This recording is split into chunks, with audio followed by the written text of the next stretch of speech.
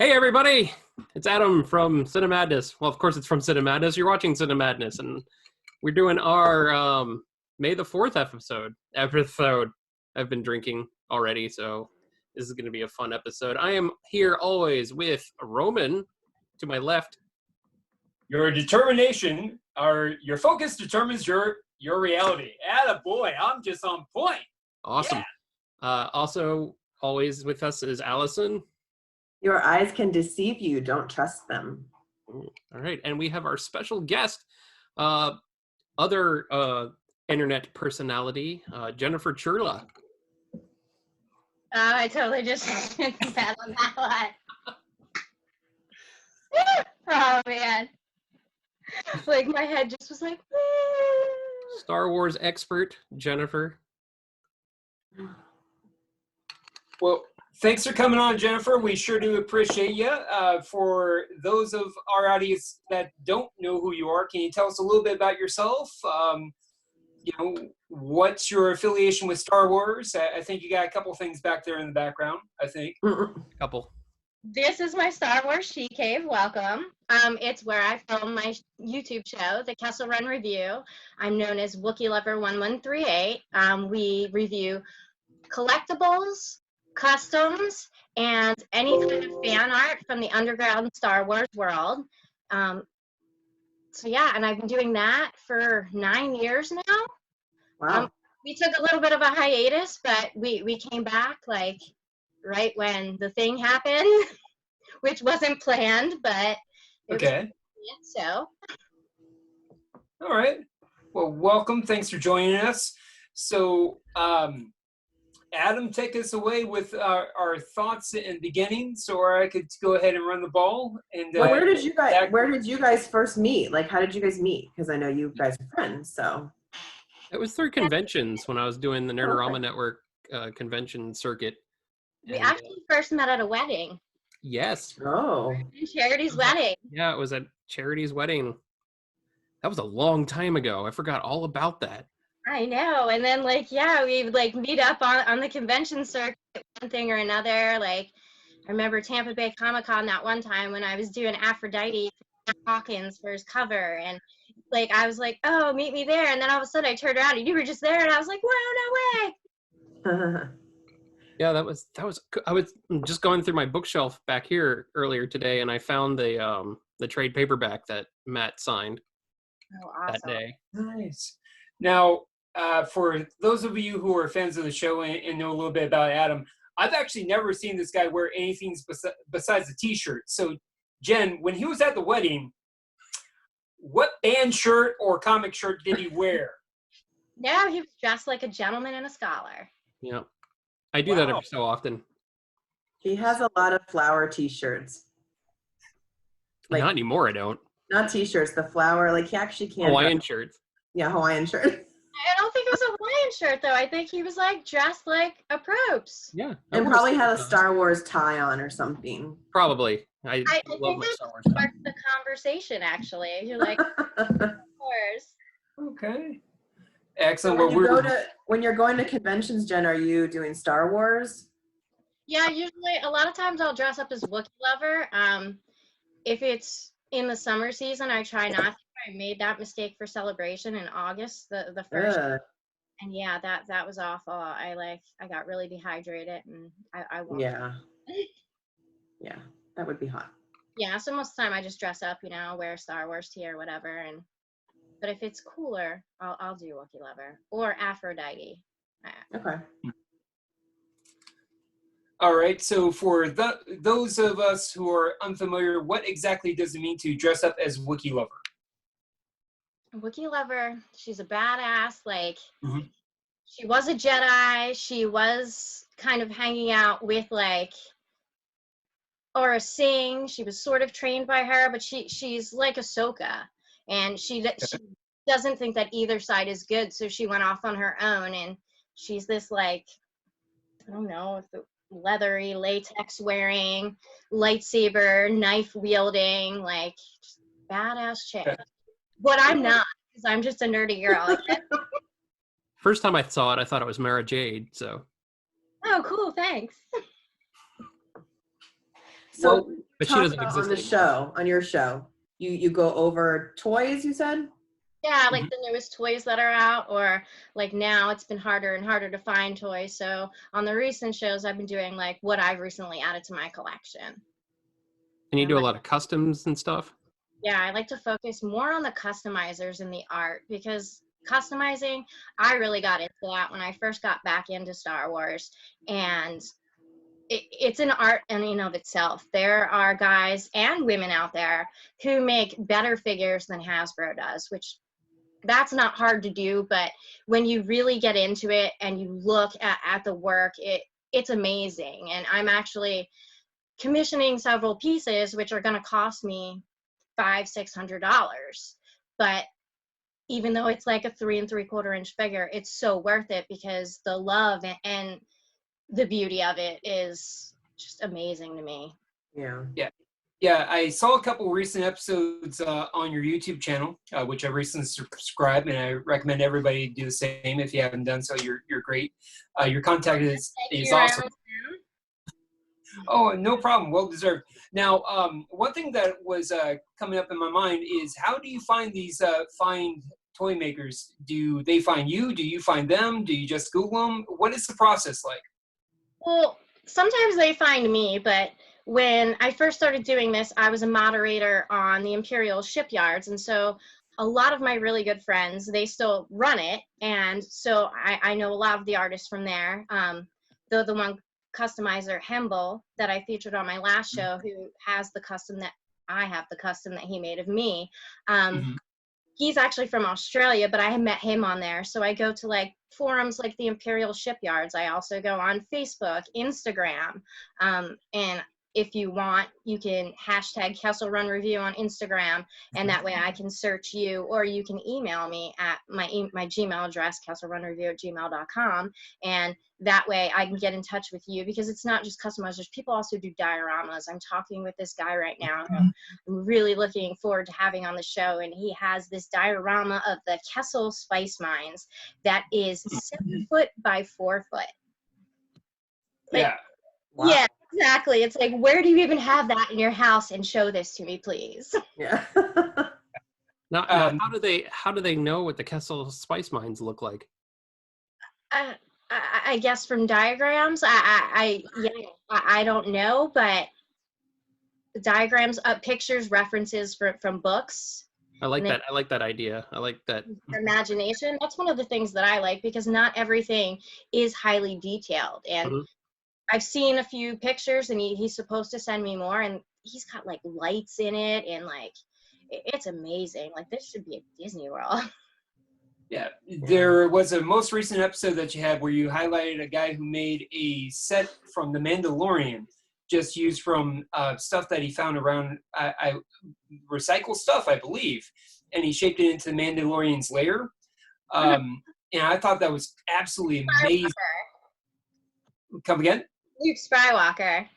Yes, thank you. I actually wrote that in my notes, and it shows you what type of professional I am. So thank you. I appreciate it. He's one of my oldest friends, and he's actually the sponsor of our show, because he has Outer Rim Traders. So. Oh yeah. When I saw that, I'm like, get it. I was working on my washer, trying to fix my washer, and I had your show on just to prep. And I stopped what I'm doing. I'm like, get out of the front door. Are you serious? Yeah. I have some cosplay props that he's made me, like a gauntlet and different things, and it's just from like, one's a little like communicator. Actually, here, I could grab it for you, the communicator. But the actual the gauntlet is made from a plastic, some kind of toy packaging that he recycled. And here, I'll grab the little communicator that he made. That's over here. Hey, we got Baby Yoda on. Zoom bombing. But yeah, here's this communicator that he made, and he like weathered it up and painted it, and it's just some recycled, like, I don't even know what kind of toy it is. Wild Planet. So it's something from Wild Planet, whatever that is. But yeah, he loves going to like the like dollar stores and thrift stores and just finding stuff, and he like calls it from like junk. I forget what he calls it, but like, yeah, he is just amazing. That's kind of cool. That like harkens back to the original production of Star Wars, because the Star Destroyers were just made of old model tank and model plane parts just stuck together, and that's what made like also the surface of the Death Star just made it look all bumpy and stuff. So Well, and a lot of the figures, the very first figures, they had like 24, 48 hours to get them out. So they like kit bashed like a He-Man with a G.I. Joe to make this, and like it's crazy. And so they had all these different characters that they repurposed, and that's what the first line was. yeah. Now, Nice. those worth like lots of money right now if somebody had those. It depends what kind of condition they're in. Like I've been starting to recollect a lot of the original vintage figures, and I'm finding them like I just got 2 busks. These 2, and one's a 1977, I believe, 1978. The other one's a 1982, but they're in like super good condition. They're out of the box. Wow. And I paid $15 for each of them, and they both came with their weapons. Like, oh, Your blue blasters. yeah. And one's the green head variant, and one's the brown head variant. Okay. Now you touched on that in one of your YouTubes, talking about how you're trying to recapture or form your original toys. How is your collection going? I know you touched on it. And how troublesome is it to build that collection up? I've gotten actually a couple more, which I'll be showing on my show. I got a Greedo that I paid $20 for. Oh, are we getting a preview? Are we getting a preview? He's in the other room. I'm sorry. Him and the Oh. Chewie. I'm sorry. I have them like him, the Chewie, and the Jawa, which we just got the cape for because we already had the Jawa. But they're all standing in front of the TV like Mystery Science Theater. The vinyl cape Jawa? Yeah, we already had the Jawa, but the cape was like destroyed. So we got him another cape. Those are hard to keep. They are because, they just break. They're brittle. Yeah. But I got the Chewie and the Greedo for like $20 each, and they're better looking than that. Like they have nothing on them, and I was like, how did I find these? Wow. So, Hey, Alison, do you remember my Star Wars mountain? Yes. Yeah, I paid $1,700 for basically an entire collection of the newer '90s figures, Oh, wow. and I ended up having to sell them for like $3,000. The Power of the Force? Yeah. Orange We and have green all cards. of those. So, real quick, before we start talking a little bit about May the 4th and some of the movies that really created this pseudo holiday, Mostly cosplay. Star Wars movies. Yes, mostly Star Wars movies. Yes, there's my chops is being busted. Adam, my friend, is a butcher on his off time, busting my chops. Thank you, Adam. He does that to everyone. It's good to know that I have something in common with some good-looking people. The gin helps. So getting back to cosplay. Now, for some of us who haven't done cosplay, what is the process like for cosplay? Do you have a character in mind? Do you try to focus on just maybe the event that you're showing up to, like Tampa Comic-Con, or if you go to the Star Wars conventions, do you have a focus on who you're going to dress up as? Walk us through that process, if you don't mind. Well, I usually do one of 2 characters. I haven't cosplayed in a while. I'm looking to hopefully get into a Sabine Wren cosplay. But when I created Wookiee Lover, it was actually for the show. And so I actually created a whole backstory for her. There was a little bit of a couple chapters of a story that I wrote on Imperial Shipyards back in the day about her and her Wookiee. And so, yeah, I really got into the character. And the Aphrodite 9, I wanted to do her for a long time because I'm really into comics as well, and I love her story. And so I started cosplaying her. And actually, my husband, he does all of my costumes for me. Because I can sew, but like not really well. He does better at that kind of stuff than I do, which is a surprise. And so, so he creates my costumes, and I Adam, what do you got there, bud? That's Aphrodite 9. Okay, that's Aphrodite 9. Yes, that is awesome. Yeah. And so I started doing her, And that's eventually when Matt Hawkins found me, and he was like, I need you to do this for Tampa Bay Comic-Con. And I was like, okay. And so, yeah, I kind of stick with those two. And it's hard to find armor that will fit me because I'm really tiny. Question, Matt Hawkins, who is he for those of us who don't know? He is the creator of Aphrodite 9. He also does some other popular comics from Top Cow. Yes, Top Cow. Yeah. Okay. He was like a second string when Image came around after the Jim Lee years. Him and Sylvester. Yeah, and Top Cow was one of the subsidiaries of Image Comics. Excellent. Now, Alison, when we talk about May the 4th, what are your thoughts when it comes to May the 4th? And Jen, if you don't mind chiming in. So go ahead, Alison. What are my thoughts? Oh, yeah. It's just celebrating Star Wars. I really don't know when it started. I don't know how long they've been doing this for, but, it's just, you say, May the 4th be with you. Just like, being cheeky and play on May the 4th be with you. So it's kind of just blown up, I guess. I think a lot of people just use it to kind of, I don't know, seem like they're Star Wars fans sometimes, like, oh, May the 4th. And, but it's fun. It's a fun day. And it's also a good reason for, I think, like TNT to just have a nonstop Star Wars marathon on TV all day long. Well, something has to replace Shawshank Redemption. No. But, before I came in here, my 5-year-old's watching, Star Wars, so I'm happy with that. So. Wait, which one? Actually, I think he's watching an animated one. I don't know. Clone Wars? Huh? The Clone Wars? Yeah, it might be Clone Wars.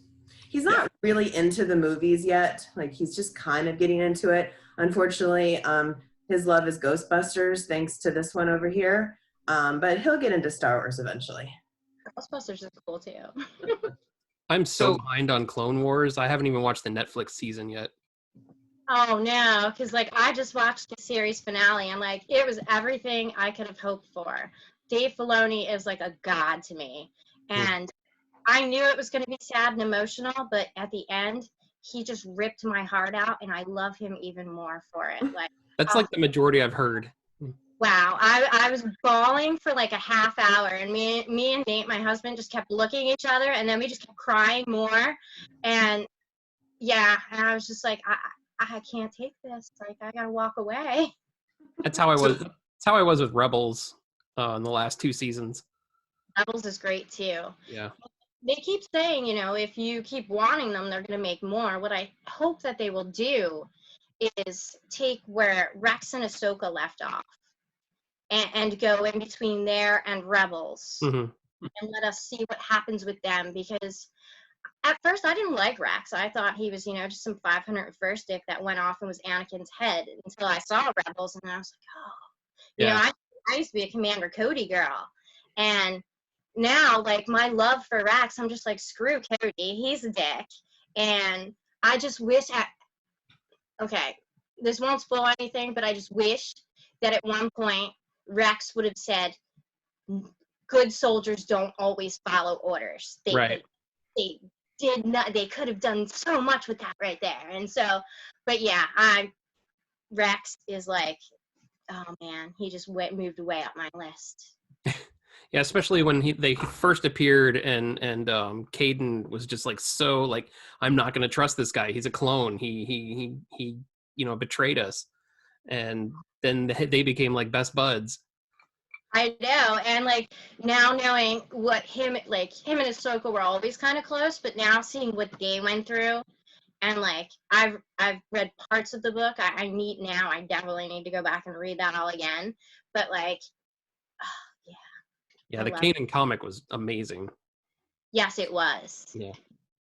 So, getting back to the movies, Jen, on our podcast, we've actually talked a little bit, mostly Adam, talking a little bit about his affection for Star Wars. Do you remember at what age did you first start watching Star Wars? What were your first impressions of it? And how did Star Wars kind of tie in with your life? Clearly, it's a big inspiration to a lot that you currently do. But walk us through the early years, if you will. The first time I saw Star Wars, I was either 3 or 4, and it was Thanksgiving. It comes on all the holidays all the time, and I grew up with my grandparents, and my grandpa was a huge Star Wars fan. So Empire Strikes Back came on, and he was like, come watch this with me. And yeah, ever since then, we watched it every year up until he passed. He was a huge Chewie fan. I'm a huge Chewie fan. And so anytime I watch it, it's happy, but it also, like, it brings sad memories to me because it's like, you know, I remember doing that with my grandpa when I was little, and he's who got me into it. And I stopped being into Star Wars for a while because I was nerdy and I got beat up, and I was like, I don't need anything else to add to that. So I kind of, you know, stepped away from that, and it was the Clone Wars. That's what got me back into it, because I saw Ahsoka and I was like, she's like me. And Leia was there, but I was never a Leia fan. I was like, she's all right. But Ahsoka, I was like, that girl, she's awesome, man. I think Adam disagreed with me earlier on Facebook, but I think she is the most powerful Jedi, more powerful than Anakin. She could have saved it all. Oh yeah, I mean, she proved it in Rebels. I mean, she survived a battle with Darth Vader. Spoiler. Oh man, if you just saw what I saw, dude, like, she just, like, put them all to shame. Like, Mace Windu, he's the best swordster, whatever, lightsaber master. Psst. Dude, I just saw some crazy ass shit like you wouldn't believe. You need to watch Clone Wars. I know. I'm going through it from the beginning again. Oh, we've done that like 3 times. I'm like, yeah, now it's over. I want to watch it again.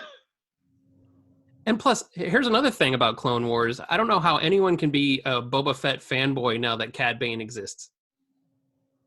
Yeah, Cad Bane is interesting. I love Hondo and Naka. Oh, I love Hondo. You called me pirates? We don't even know what that means. And he's voiced by Darkwing Duck. Yes, I know. That just, like, makes it even better. I love Hondo. It's like my top 5. Obi-Wan, because I love Obi-Wan. Then Hondo, Chewie. I want to say Anakin because I love his transition. People are all like, oh, well, whiny Anakin, you know? I love Anakin. I love him, especially seeing his transition. And yeah, oh God, I'm going to start crying because of, damn it. And then Ahsoka, number 1. I'm going to have to cry into my Wookiee blanket here. Yeah, me and Alison have talked about how, on the show, how we love Anakin and how an incredible character he is. That's No comment. Oh, yeah, good car's name. My that car's I name named. is Anakin. It was Vader, and then I changed to a blue color, so he has to be Annie. He's Annie. Mm-hmm. Bye, guy. No comment. And I love Ahsoka's double white lightsabers. Yes. I know. It's like they I might never need to start watching that. Someone has a white lightsaber. That's awesome. He has 2 white lightsabers. Ooh. They're actually kind of blue, actually. Yeah, in okay. Rebels, they're like really white though. Yes. Okay. Yeah, there's a transition in between, like, yeah. Adult Ahsoka changes colors. You know, to prep for this show, I don't know about you, Allison, but to prep for the show, like, I did read through some stuff, and I felt very well prepared until I'm listening to you two talk. Like, I really hope that we do some pop-up video stuff just so we can... Well, I've never watched Clone Wars. I don't watch any of the cartoons because I'm not a big cartoon person. I should, and I'm going to get tons of eye rolls. I don't know if Roman has, but I have yet to watch The Mandalorian, only because I was like, no, everybody keeps telling me to get Disney Plus, and I got Disney Plus, and you have to watch The Mandalorian, and I'm like, no, I'm going to watch it on my time when I want. It's the same reason I'm over Baby Yoda is just too saturated. I think that's another reason. Like, everything was Baby Yoda, and I'm like, oh my God, get over it. Yeah, he's cute. Get over it. Like, move on. And so I was like, I'm not going to watch it. I'm rebelling. So I think The Mandalorian and the Clone Wars are, like, the best of Star Wars. Like, as far as they need to make Dave Filoni, like, their head of everything. And although I'm super excited to hear that Taika Waititi is on for a Star Wars film, because I love, like, Thor Ragnarok, What We Do in the Shadows. Like, Jojo Rabbit should have won an Oscar for Best Picture. Look at Roman's face. I know. Everybody in the world but Roman loves Thor Ragnarok. Sorry. It's okay. It's okay. You know, I'm drinking coffee, and all of a sudden I wish that I had whiskey right now. Seriously? Thank you. Thank you. I think Great. he's going to do a really good job. I don't want to get into that because we don't know anything about it, but I think he's going to do a really good job. He's going to bring a lot of humor into it, but hopefully not too much to where it's, over the top. I think he's going to do awesome. Okay, Allison, you need to watch The Mandalorian because he directs them and he's IG-11 and I thought Jon Favreau directed them. Jon Favreau is behind them all. Oh, Yeah, okay. He produced it. Yeah. not all of them. Like each one has like a different director. I believe Taika Waititi does 2 episodes and he's IG-11. He's the nurse droid. He starts off as like a bounty hunter, but then he becomes the protector of Baby Yoda. Okay, I promise I'll watch this week. And I was so excited about that because IG-88 is one of my favorite of the characters. And I was like, oh, there's an IG unit, so I have to watch this. And it was Taika Waititi. So. I know. I was just like, oh my God. I was upset after the first episode, though, which we won't, but I was just like, no. Not Yeah, going. I think it was episode 4 or 5. Blythe Dallas Howard directed one. Yeah, Bryce. Yeah, Ryan Howard's daughter. Mm-hmm. Yeah, I liked hers too. I mean, all of them were really great. They were all great episodes. Absolutely captivating. One of my biggest issues with the Star Wars films after episode 4, 5, and 6 is it was very convoluted. I mean, I realize to each their own, by all means, but the thing that I love about The Mandalorian is it really opens you up to that world. And I know it's been done before with Clone Wars, and I know it's been done before with other different things in different video games and books and comics and other things to that accordance. But it really opened you up to that cinematic world, and it really made it very interactive with some of the novice viewers. So that way you can almost get inside some of the inside jokes that some people like Adam and yourself may have been hip to for years. So I thought it was a great way to kind of walk you into that. Just the first 3 films and the last 3 films, I feel have left some things to be desired in some ways, and we could talk to you about that more. But I know we are moving on with the subject. Adam, go ahead and take the lead. I've him and hawed my way through this segment. Well, we because of Zoom, we need to take a break. After the break, we'll come back and we'll talk more about the movies, and then we'll do what we did last time and put our guest on the hot seat. Yeah. So we'll be right back after this break. Chewie, an Imperial probot is searching for the rebel base. It's Kenner's turret and probot playset. You have to put it together. Let's check it out, Chewbacca. Keep me covered with a laser cannon. Action figures each sold separately. You can move Han Solo with the action lever and knock out the probot. We got him, Chewie! Yay! But now they know where we are. Turret and probot playset from Kenner's Star Wars, The Empire Strikes Back collection. Action figures each sold separately. All right, we are back. That was a fun break, everyone. Mm-hmm. You guys have a good time? I had a good time. Yes. So what is on the docket now? What are we talking about? What's going on? Well, Mr. Adam, we are going to be focusing on the future of Star Wars. I know we touched on it before we went to break. That's what we're going to do, Mr. Adam. Mm-hmm. That sounds good. Okay.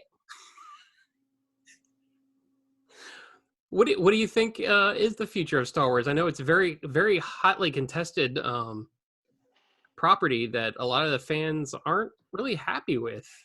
Let's talk about that. Let's talk about how the last trilogy affected people. Affected people. Here's that Chewie you want to Chewie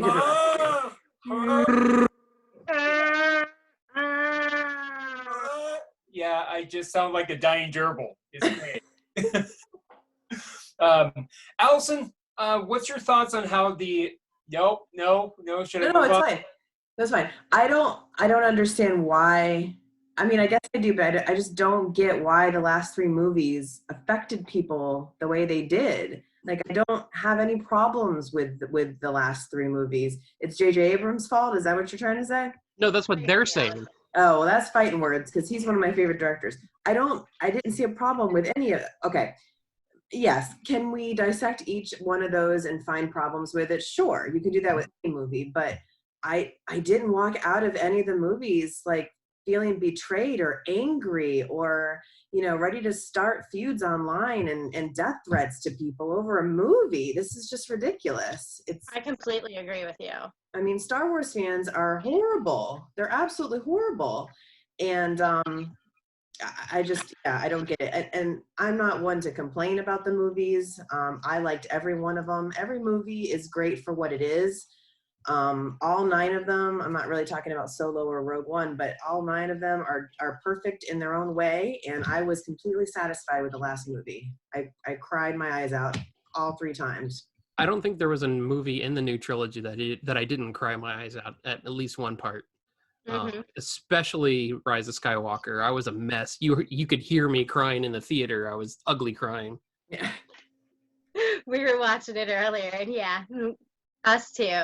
Like, I've loved all of the movies in one way or another. And yes, like Alison said, maybe there's something or some things that you can find wrong with them. I mean, but even like Rogue One and Solo, I love those movies. Oh. Solo, which one was it? I'm like having a total brain fart. Rise of Skywalker. It's where they pretend that they killed Chewie. Yeah. Mm-hmm. Yeah, and I got pissed. I started crying. We were the only people in the theater, and we went to see it. And I was like, "Oh hell no! Oh no, we're leaving!" And he's like, "Just wait a minute, just wait a minute." And I'm glad that he made me wait a minute because, like, I was just like, they cannot do that to Chewie. That's just some bullshit. Yeah, I just love that. We're leaving. That was one of the best things I ever did in the preview. Is when they first dropped the preview and we saw that.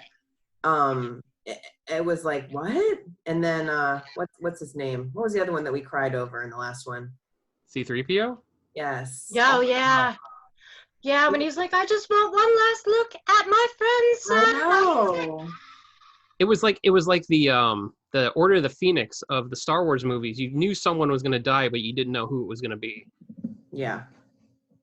And when I saw the preview and his eyes went red, I was like, oh shit, he's going to turn Sith and just kill them all. I mean, there was a storyline in the Droids comic book where he got a bounty hunter program inside of him, and I thought they were going to do that with him when I saw the trailer, and I was kind of interested about that. I was very intrigued because, yeah, what I thought was going to happen, I'm glad didn't happen, but it's still, I was just so sad. So what did you think was going to happen? I'll just ask that question, Ms. Jen. What did you think was going to happen? Well, when I saw his eyes turn red and he was all plugged in, and he's like, I just want one last look at my friends, and I was like, oh, shit, he's about to turn like Sith, like Darth Vader or something, you know what I mean? Like, I was like, something bad's about to happen with him, and he's just like gonna go like just nasty. And I was like, I can't see 3PO doing that, but like that would just be like a total mind melt for all of us, and you know, I could see them doing that, but. And now that the new trilogy is over, the Skywalker saga is over. We know that Taika Waititi's doing a new movie. Do you think that they're going to be starting a new continuity, or are they going to be doing like spin-off movies like Rogue One and Solo? And what do you think of either idea? I hope that if they're going to be doing something new, they explore more of the outer worlds, which we don't know about, so they don't taint the worlds that we know. Mm-hmm. And if they do, I could see Taika Waititi actually doing something well with that, or letting Dave Filoni do something with that. But if you want to have more spin-offs or little series, go into the outer worlds where us people who have been following it for 40 years this year, actually, we're in love with that. And don't mess with that. I mean, come on, don't start tainting the stuff that we love and taking the true fans and pushing them away, because that's just bad for everybody. Yeah, I honestly don't think Disney is going to do that, even though, and I haven't been to Galaxy's Edge, but I didn't like the idea of Galaxy's Edge being its own story. No. I mean, I know Hondo's in it, and I know how much you love Hondo, but I would rather it have been like more of a Wizarding World type park edition than its own story.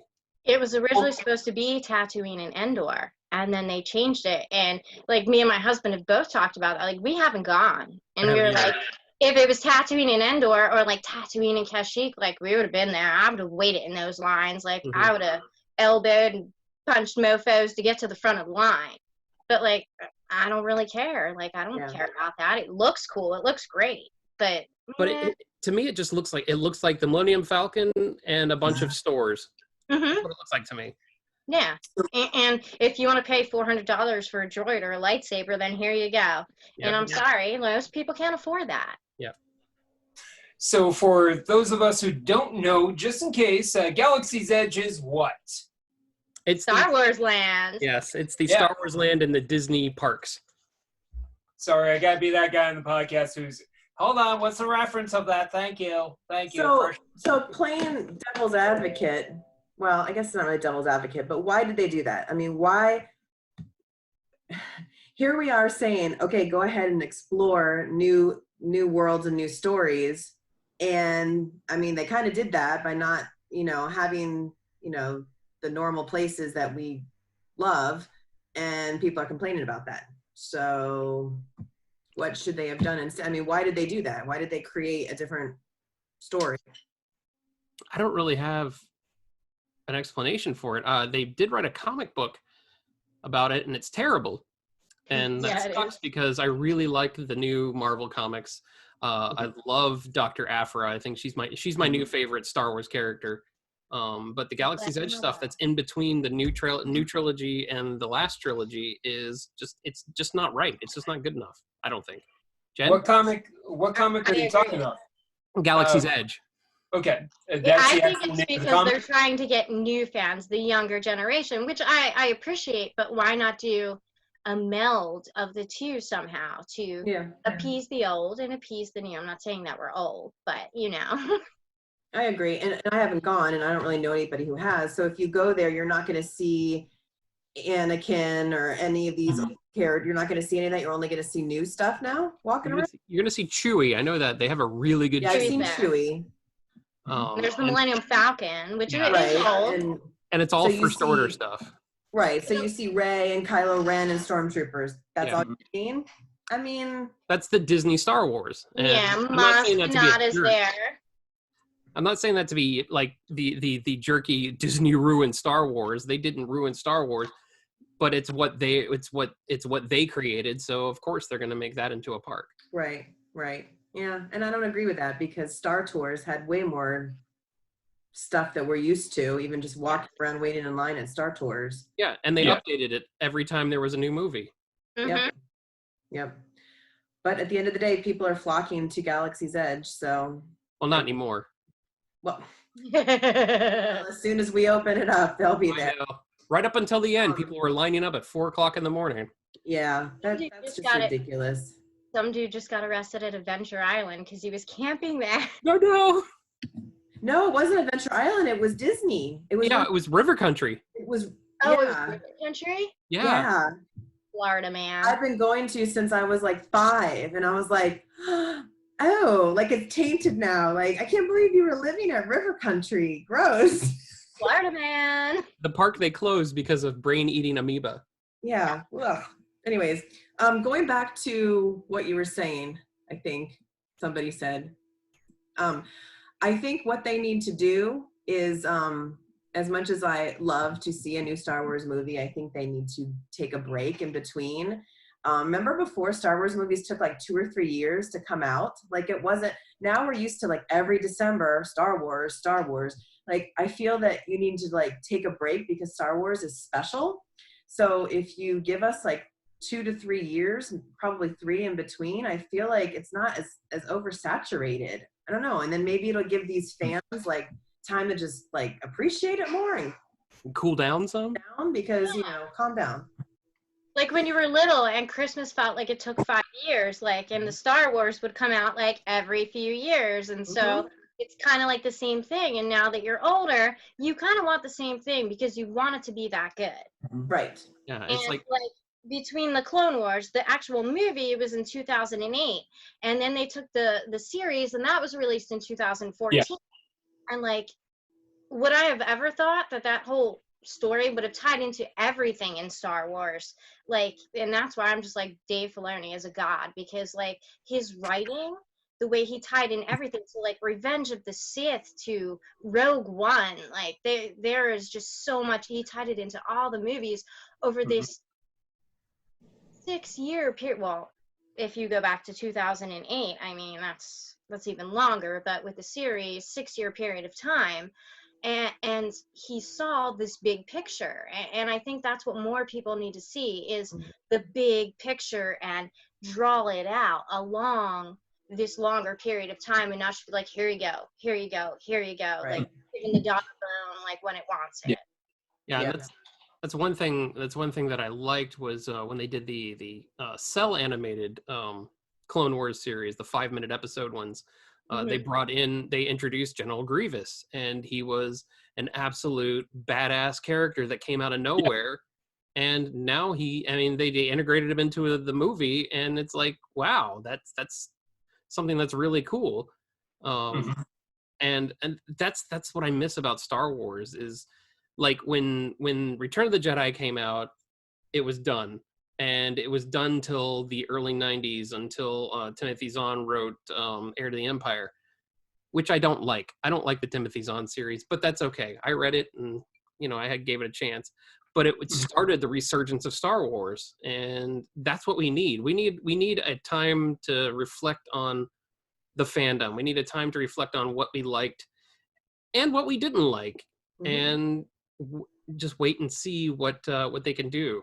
Yeah, I agree. Because unlike Jen, I didn't watch Star Wars when I was, 5 or 6. I didn't even watch it till probably like maybe 11 or 12. And even then I was just like, this is like a 1970s movie. I don't know. And it just looked old to me. And I wasn't into it at that point in my life. I was into girly movies, and I was just like, this isn't for me. So when episode 1 came out, and when was that? Mid 90s? 99.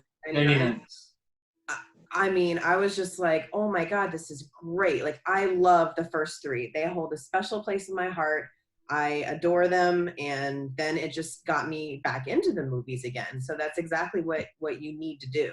And unfortunately, I don't think that the side project movies are going to do it.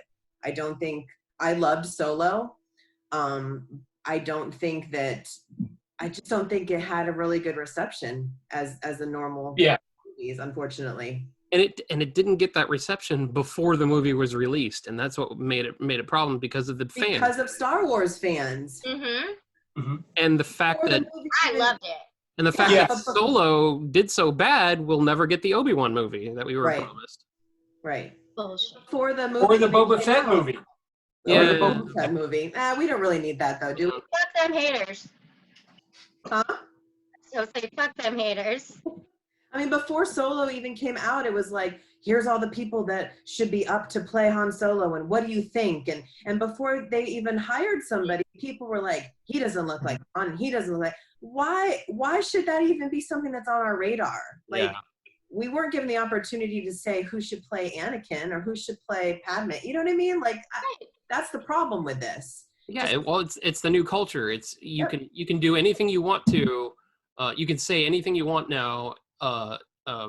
Anonymously and become an internet hero now. Yeah. Internet muscle. A lot of people have a lot of internet muscle, but when you're face to face and you say, hey, talk to me a little bit about it, people suddenly become very weak voiced. They become silent and they're like, oh. Yeah, they won't say anything to you, but then on Twitter they'll blow up, this guy was in my face, and it's like, I was just trying to have an actual conversation with you. Yeah. Clearly. with you, like about, hey, what's going on with this, or Yeah. why don't you like this, or let's talk about Yeah. it. People can't do that nowadays. Yeah. In fact, you can't even say the word Star Wars without a fight starting. It That's gets sad. crazy. That's sad. Unfortunately, I don't think, well, fortunately, Star Wars will never die in my mind. I think you can always continue to make more movies. They just need to realize that they have to make some changes. They need to have more time in between, and they need to start exploring different things outside of George Lucas's world. I mean, how many sand planets have we been to? Like 5? I don't even know the names of the Sand planets planet? from the new. Huh? I don't even know the names of the planets for the new trilogy, except for Crate and Jakku. That's all I know. They're the Yeah. only two I know. I mean, Which look one at was the one planets. with red Look at all velvet the cake? planets on my necklace. That was Crate. We can go to any of these. And I only remember Crate because of Tatooine. Yeah. I'm sick of Every going to a single sand time. planet. Let's do something Sick of else. sand planets. Yeah, every single time I see the Planet of Crate, I go, I really want some red velvet cake right now. I want some red velvet cake. Ooh. Seriously, like it just gets this internal craving. I'm like, with some white frosting, oh, that'll be awesome. Yes. I love that scene, and I love that planet. That was amazing. It was very cool, and that's why it still sticks with me. But I couldn't tell you where the Resistance was. I couldn't tell. No. I can't tell you, the planets that the First Order destroyed. It just, they weren't ingrained in the stories like Tatooine, like Hoth, like Alderaan. I mean, they're just not there, and Yeah. that's the only problem I have with the new trilogy is why not just go back to those planets that that have the same. Even the damn destroyed Death Star was not on Endor. Why not? Right. All right. So- And I keep hoping like they'll go back to Kashyyyk. What was going on? Like, we got the gay holiday special. I'm sorry, that's a wrong word because gay is great. But it was the stupid holiday special that ruined everybody's lives. And yeah, it's like, show us what's going on in their lives, like how they're preparing for the war, not just like that battle scene where Tarful's all just like raw with all the Wookiees and like give me more. I want to know about their everyday life. Like they're very intellectual, they're smart mechanically, like they're great beings. So like tell me more about them. Like and a lot of the other beings that we've grown to love, like they can make so many more movies just about that stuff. Mhm. Yeah, I mean, look at the end. Look at the end of the special edition of Return of the Jedi. I mean, you had every planet. They showed every planet celebrating the downfall of the Empire. Let's see some of that. Yeah. So we got about 10 minutes left. But before we get into our hot seat question, real quick, I'll go around the room in terms of what is the legacy of Star Wars. I know you kind of touched on it, but what is, in your opinion, the legacy? I'll start with the guest, Jen, and then we'll go ladies first with Alison, then good-looking guys last. Adam. So, Jen, what's, in your opinion, what's the legacy of Star Wars?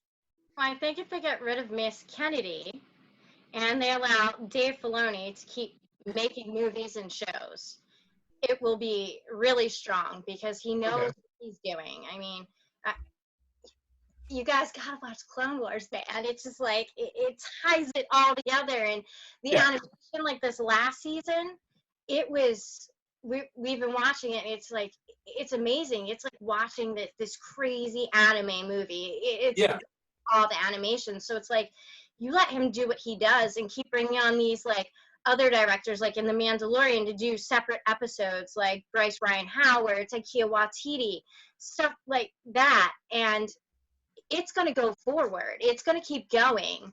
And yeah, I'm excited to see Ahsoka on the Mando, which is coming up. And so the Mando, I think, it is going to take it. Mandalorian. Yes, the Mandalorian. Yeah. Sorry. I think I'm excited for the next season. I think they signed 4 seasons for that, so I'm really excited for that. But like, if you have guys like Dave Filoni who like knows his shit, he's our Lord and Savior, C-3PO, Dave Filoni. But yeah, it's like with him and keep doing with what they're doing with the Mandalorian, then they're gold. But if they keep doing these little like like I don't know. I liked the movies, but like there's some things that I have issues with. I think that could be done better. And Okay. yeah, kind of whiny, I know, but like, yeah, I'm sorry, I'm a Dave Filoni kind of slut, whatever. Haven't noticed. You haven't mentioned Yeah, it doesn't his show name. at all. Folks, if you're playing a Dave Filoni drinking game, take a shot. Uh-huh. Dave, A- My bingo. bottle is empty. Alison, What was your the question?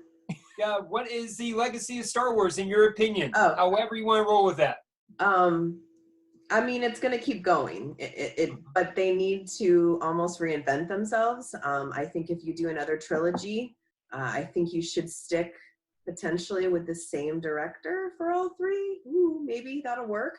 I think you need to explore new characters. I think you need to dive deep into the stories and bring us some new characters. I think you need to go to different planets and not be afraid to, I guess, hurt the fans' feelings. Like, yes, bring in new people, but just make a Star Wars movie like you want to make it. Just stop trying to please everybody, I guess, because you're not going to. And I don't know, just try and do something a little bit different to keep on bringing the new fans in, because eventually the old fans are going to die, right? I mean, they're going to die. They're going to die out, but so you have to bring in the new fans and just start introducing new people. Okay. Well, Adam, I know you have a lot to say, but we are running short on time, so we will, you know what? This is really fun. Maybe we could do this every year, bring Ms. Jen back, and we could talk more about it. Are you really going to skip me? I'm going to skip you just because I want to put somebody on a hot seat. It's nothing towards you. I'm just saying we only got 5 minutes. Just saying. All I want to say is I'm not being that guy, but bring in some of the EU. That's all I'm saying. Okay. That's it. I gotta take the bait. What's EU? The extended universe. The stuff that Disney pretty much put the kibosh on. Okay. So why don't you turn that oven on and put somebody on a hot seat, my friend? All right. So what we're doing is we ask our guests 6 questions. 3 questions that involve movies and 3 questions that involve their personal lives. You have to say the name of it. I can't remember. I keep wanting to make it dirty. Yeah. It's 3 in the seat and 3 on the street. I keep wanting to say 3 in the sheets. That's okay. Whatever works. All right. So we are doing our Star Wars. We're doing our Star Wars edition just for you, Jen. Okay. Question number 1. What is your favorite droid, extended universe included? Ooh. It's got to be Ahsoka's droid. Is it BB-7? I don't know. Where is We'll it? go with that. Was there a BB before 8? R787. There you go. Okay. Mine was BD1 from Fallen Order. You're not the guest, so we're not asking you. Next. I know, I just wanted to say it because there's new DLC out today for Fallen Order. Anyway, number 2, what is your favorite Star Wars sound effect? Nah. I expected nothing less. Number 3, what planet would you like to live on? Planet or moon? Are you kidding me? It's Kashyyyk, man. Okay, you're full on into the Wookiee thing. Hello. Wookiee Lover 1138. Like, does it not say it? Yeah. Man, 1138 used to be all my numbers, and then I once she goes fur, and then I just discovered, you know, you never go back. There you go. Once you go hair, you don't go bear. Wait, that doesn't. That's right. Yes. All right. And now your personal questions. What was the most memorable put down in your life? Oh, Jesus. Wow. We're gonna get existential with this. There have been lots of times when I've been told that I can't do something, and like that always motivates me a lot. Most memorable put down. I'd have to say when I got like I don't know if it's a put down, but I got like beat down Aww. by like 4 girls because I was a nerd, and like that totally like made me not feel good. And Oh, Hmm. yeah, but whatever. That's right. Whatever. Okay. What song are you currently jamming out to these days? Oh, jeez, that's a lot of them. What is your favorite right now? Right now, it'd probably be "Touch of Rain" by the Grateful Dead. Touch of Grey. That's the only song I know by the Grateful Box Dead. of Rain. I'm sorry, Box of Rain. I said Touch of Rain, Box of Rain. But I love Touch of Grey too. Okay. And the final question, what is your favorite sandwich? Sandwich with bacon. Just anything with bacon? Anything with bacon. Anything with bacon. Although right now I've been eating a lot of croissants with cheese and bacon. So Yum. But bacon is involved. Bacon. anything Yeah. with bacon, I am like, I love bacon. Who doesn't love bacon? I know, just bacon. Even vegans like bacon, even though it's not real. Yes. I had vegan bacon, and some isn't bad, but then there's some that it's like, you know, it's very iffy with the vegan foods. Yeah, the Morningstar stuff just looks and I would imagine tastes like dog treats. Yes, some of it does. I'm actually a Buddhist nun, so like I've eaten a lot of vegan food at the temple, and like it's when people who eat it every day cook it, like homemade, it's super good. But then you like buy the stuff in the store, and it's just like, excellent. Well, Ms. Jen, one thing that we like to do is we like to have people bring up one item from their office to kind of make us feel a little bit more connected. Do you happen to have an item to share with us today? I have lots of items. Hello. So yeah, let's see. I'll go back to my favorite picture. I'll take it down. Look at that, she's taking it off the wall. Taking it off the wall. Nice. So this is Ahsoka from the Siege of Mandalore with her Okay. 132nd Battalion or troops. I got this before I even knew this was going to be an episode in the last season of the Clone Wars. And when I actually saw this scene on the Clone Wars, I was like, oh my God, I have that on my wall. So this is probably like one of my favorite pictures. And the artist, John, who did it, like, I mean, it's beautiful. It's hard to see. Look, I can see Roman in the reflection. I know, it's hard to see, but like, it's beautiful. Like his rendition, it's so spot on. Yeah, that's Ahsoka being a badass right there. Yeah, and she's got Rex, and Bo-Katan is there too. Like, it's amazing. So that's probably, yeah. Yeah, I'm probably going to start binging more and more on Clone Wars and once I finish Ozark. Okay. You need to, because how it ties it all in, like the whole story from like everything. It's just like, wow. You're just like, your mind is like, and then. It's a good explanation. Well, Jen, we are about to wrap it up. I believe we just got a few more moments, but how can our audience follow you? I know we touched on your YouTube channels. Like, are you in the social universes? Absolutely. You can find me on YouTube at WookieLover1138, Instagram, WookieLover1138, and Facebook at WookieLover1138 of the Kessel Run Review.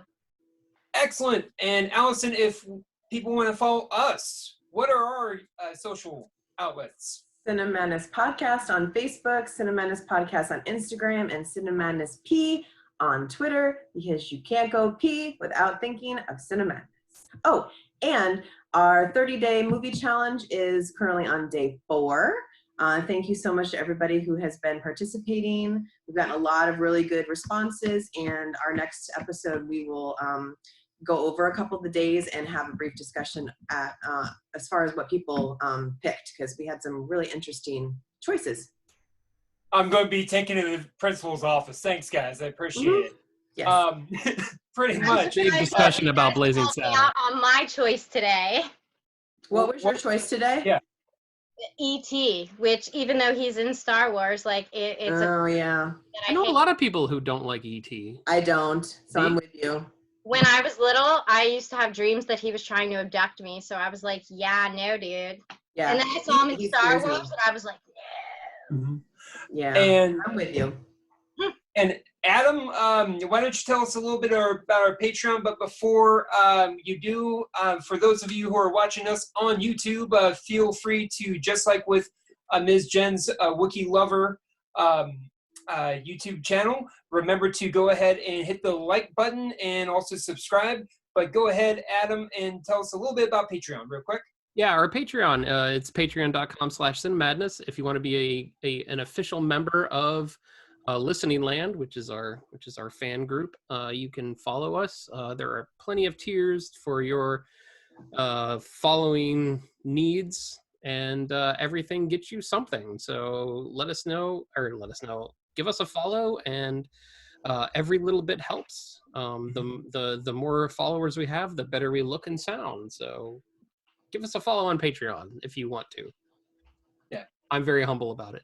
if not, Wookiee Lover will come after you. That's right. Oh. Yeah. Oh, yeah. man. Yeah, no, that's terrible. Well, thank you so much, very much, Jen, for having us or joining us. We appreciate it sincerely. We look forward to having you back on. Feel free, by all means. And Thank you for having me, and I look forward to being back. Yeah, hopefully we'll have you on our actual audio podcast there where we can talk and talk and talk and talk and talk and talk. That would be fun. and Alison and I will just sit back and we'll just kind of chime in 2 seconds. No, because by then I'll have watched The Mandalorian and Clone Wars because it'll be that long between now and then. So Awesome. It'll be August. Well, thank you very much for joining us. Ms. Jen, you want to say goodbye to the fine folks? Goodbye, everyone, and may the 4th be with you. yay! Good night.